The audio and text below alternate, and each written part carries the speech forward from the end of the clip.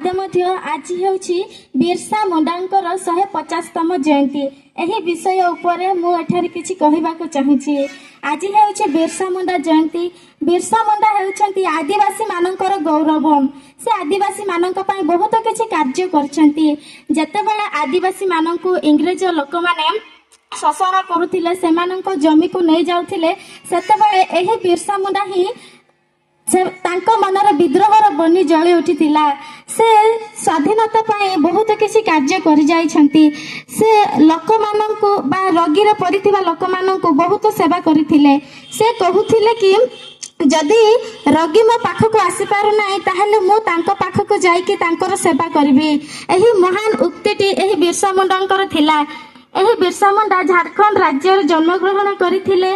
से आम पाए बहुत किछि करिछंती। एते कहे मोर वक्तव्य शेष होछि। धन्यवाद।